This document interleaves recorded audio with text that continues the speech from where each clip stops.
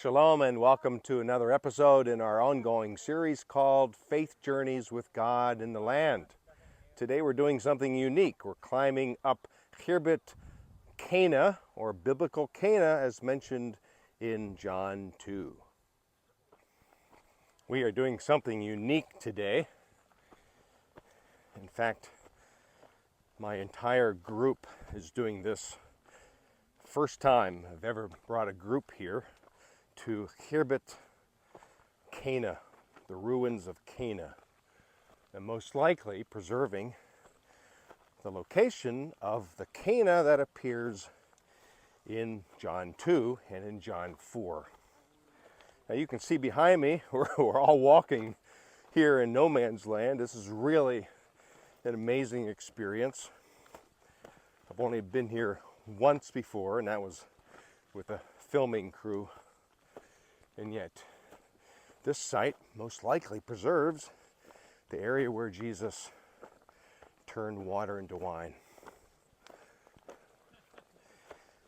I hope that we can see what is believed to be the synagogue up here as we traverse the more steep area of the climb. If I slip and fall, don't worry, I'll be okay. But we're almost to the top of this site. It's been excavated decades ago. Really, literally no one comes here. Not many people know it's located here. And yet to be literally walking in the footsteps of Jesus, we are quite excited about being here where John 2 unfolds. Now, you know the story perhaps. Jesus is informed of this wedding, comes to the wedding the third day. I believe that's what the text tells us. Weddings sometimes took up to a week. And yet when Jesus comes, he performs a miracle. Jars of water are transformed into wine. It's really a display of Jesus' smeka. It's a word that we use here. It means authority. As we understand that Jesus began to display his authority through the miracles. And yet there's another story from a couple chapters later, John chapter 4, where Jesus is here in Cana. He just befriended the woman at the well, the Samaritan woman. And he's here in Cana, and yet some official comes from Capernaum, which is to the east of here, off the northwest corner of the Sea of Galilee. And he comes knowing that Jesus is here in Cana, and he says, "My son is dying." And remarkably, Jesus says, "Don't worry, your son will live." So the guy goes home, and he's met on the way by one of his servants. And precisely at the time that Jesus says, "Your son will live," this man receives news that his son indeed revived. It's a remarkable story of the perfect timing of Jesus and his healing. We've made it to the top here, and let me just show you what is believed by some to be the synagogue at Cana here. We can't be sure, but this certainly takes the shape. There you can see it behind me. It's rectangular in shape, and some believe that this was indeed a synagogue. But could it be that this area, generally speaking, and let me just turn around, you can see all the ruins of Cana. Of course, where the wedding took place, we can't be sure.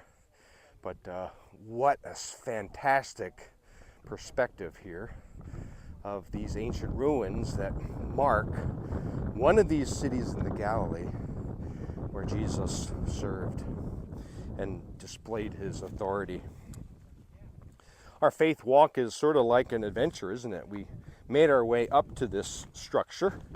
Again, I'm now in the middle of this structure. Could be a synagogue, as I mentioned. You can see one of the walls there, and certainly all around me. But what faith lesson can we learn here? Well, sometimes we need a reminder that Jesus is all about caring for people. And that's indeed what he did right here. The water was changed to wine. In fact, at the wedding, the best wine is served first, and yet they ran out of wine in this particular story of John 2, and Jesus, with compassion, changes the water to wine so that this family, the bride and groom, can continue their celebration. And then this John 4 story, I just love it because at the precise time when Jesus says your son will live, it turned out that that was indeed when the son of this official, his life was restored. And that's exactly what Jesus does for us. He shows compassion in different ways, but remarkably, we sometimes lose sight of how he cares for us still. Looks like most of our group made it up here. They're still smiling, that's a good thing. But what a fantastic view. In fact, right behind me now is the Ridge of Nazareth. Just understand how close Nazareth is, about right there. I think I'm pointing to it.